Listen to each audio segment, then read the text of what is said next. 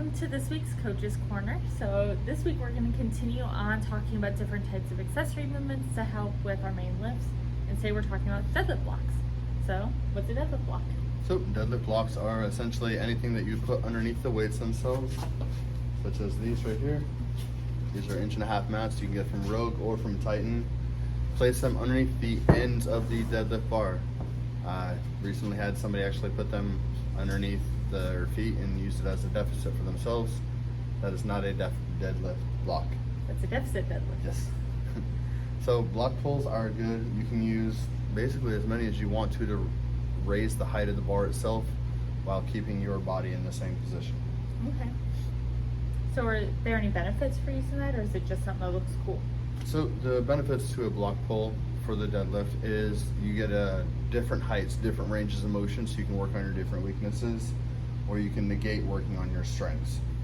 The higher up it goes, the more it's going to go for less leg drive and more in your lower back and your hips. When you're going for a lower deadlift, it's going to give you more leg drive and less of the emphasis on your lower back and hips for the starting. Okay, so if I'm looking at my programming and it says like 2 block deadlift, does that mean 2 blocks, like 1 block on top of each other? So 2 blocks under each? Typically, yes. Okay. Yep. So would there be a situation where that might be different or no? Depending upon the size of the blocks. Okay. So, I mean, you may have like a 1.5 inch block and then a 1/2 inch block. Make sure your coach or whoever's doing your programming, if it's you, make sure you know what kind of blocks you got. A 2 block is typically about 2 inches, so roughly every block is about 1 inch. Okay, but that's something if you're working with a new coach, you can just reach out to them and ask what they mean specifically by a 2 block and showing them what you have. Okay, cool. Are there any detriments to using deadlift blocks? Detriments are the using deadlift blocks exclusively, so essentially never pulling from the floor.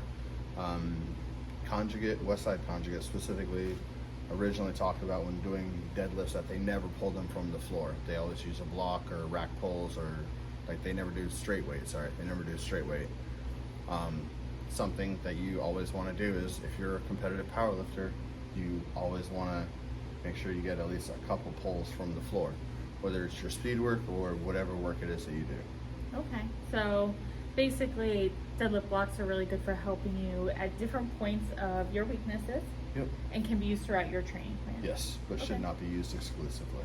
Okay, so make sure you add in that straight weight from the floor. Yep, straight weight, deficits, rack pulls, however you want to go about it. Just mix it all up. Okay, so is there any specific recommendation for the order that you do them in? Like, me personally, I like to, whenever I rotate them in, I'll start off at a 3 block, and then the next time I rotate it in, I'll go down to a 2 block. Next time I rotate it in, down to a 1 block, and then I'll pull from the floor the next week that I do it. okay, so it's kind of a progression Yep, too. it's a progression. It doesn't have to be, but that's the way I personally prefer to do it. So my body gets used to pulling from the different levels. Okay, and so last question. I know when I started doing block pulls, I would always try to use the same technique, like the same starting point as from the floor. So I'm guessing, now that we've been doing this a long time, for newer people, it's important to remember if you're at a 3 block, your starting position is different than if you were pulling from the floor. Yep, it's going to be at a higher starting position. And the relation of what we mean by your starting position is just the angle of your back and your butt and where you're set up essentially.